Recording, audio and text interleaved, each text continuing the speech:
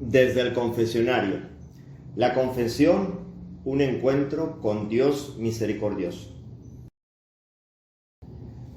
Entre los muchos cuestionamientos que se hacen fuera y dentro de la Iglesia está el hecho del descenso de la práctica religiosa. ¿Cuál es la causa de que algunas personas no asistan a la Iglesia los domingos?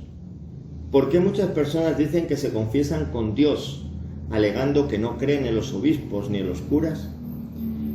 Yo tampoco creo en los curas.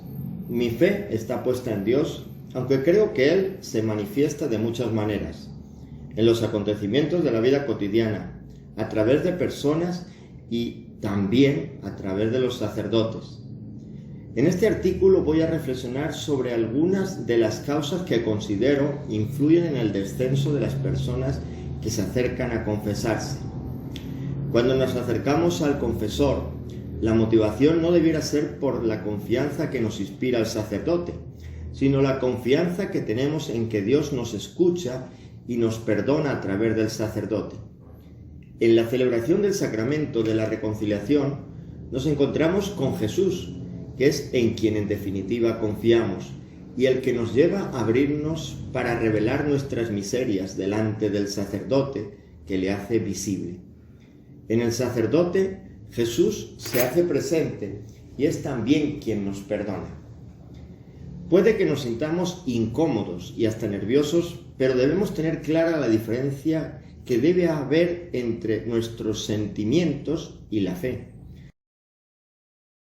Aunque es humano sentir y Dios se revela en los sentimientos, debemos saber que la fe es más grande que lo que podamos sentir, está más allá. Al enfrentarnos con nuestras miserias humanas delante de Dios, sentimos pena, tristeza, frustración, vergüenza. Sin embargo, Dios viene a nuestro encuentro para perdonarnos, liberarnos y aligerar nuestra carga. Esto es lo que nos enseña el Evangelio en la parábola del Padre Bueno, que al ver desde lejos a su hijo que regresaba a casa, no esperó a que llegara donde él estaba, sino que salió a su encuentro para abrazarlo, besarlo y hacerle sentir que nunca había dejado de amarle. De tal manera, a mi parecer, el descenso del acercamiento a la confesión puede tener diferentes causas, siendo la principal la falta de consideración hacia lo espiritual en nuestra vida, y de ahí el descenso del sentido de pecado. No nos vamos a exculpar los mismos confesores. Muchas veces los confesores han mostrado una actitud inquisitiva, como un juez condenatorio. En esto ha tenido mucha influencia la explicación del sacramento como un juicio antes de dar la absolución de los pecados. En esta línea estaban aquellos que preguntaban para saber qué tipo de condena debían aplicar, refiriéndose con esto a la penitencia. También algunos confesores caían en la curiosidad o en cierto morbo sobre las acciones pecaminosas. Este tipo de ministros no ejercían su ministerio en el nombre de Dios Padre Misericordioso, que está pronto a perdonar, sino en el de un juez implacable. Otra de las causas de este descenso de la confesión es debido a aquellos confesores que ridiculizan ciertas confesiones, quitándole importancia a las faltas o los pecados de que algunas personas se acusan. Sumándose a ello, la falta de sacerdotes dispuestos a dedicar tiempo a escuchar las confesiones de la feligresía. Desde mi experiencia del ministerio como confesor, he visto que muchas personas vienen a confesarse porque necesitan ser escuchados. Esta es una de las mayores necesidades que tienen actualmente muchas personas. Algunos van a psicólogos o psiquiatras para desahogar aquello que les roba la paz o muchas veces no saben cómo afrontar ciertas realidades en su vida. El confesor no es un psicólogo, ni mucho menos psiquiatra, pero puede ayudar a sanar las consecuencias del pecado que tiene repercusiones psicológicas en las personas. Además, querer separar la estricta confesión de los pecados de aquello que es una carga para muchas personas conllevaría ser persona muy experta en diseccionar como un buen cirujano, separando lo que es el tumor maligno de la parte afectada por la presión del tumor, o saber si no hay ramificaciones que no son visibles fácilmente. Por eso yo abogo por el cambio de actitud a la hora de que los sacerdotes nos dispongamos para ejercer el ministerio de la reconciliación. La primera debe ser una actitud de acogida y disposición a la escucha. Muchas personas lo primero que manifiestan es que no saben por dónde empezar a confesarse. Esto no se refiere a qué tipo de fórmula introductoria debe usarse al comenzar la confesión, sino que son tantas cosas que les aturden que necesitan de un estímulo que abra la confianza para que pueda fluir aquello que consideran pecado.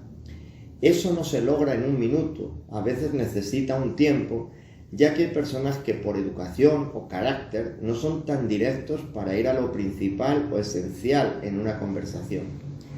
En la escucha hay que saber esperar para ver lo que la persona quiere decir.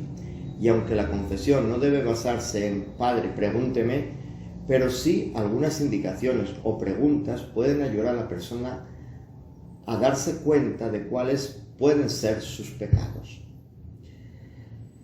El Papa Francisco dice en el mensaje que con motivo de la Jornada Mundial de los Medios de Comunicación Social del año en curso y que la Iglesia celebra el Día de la Ascensión del Señor, escuchar es decisivo en la gramática de la comunicación y condición para un diálogo auténtico.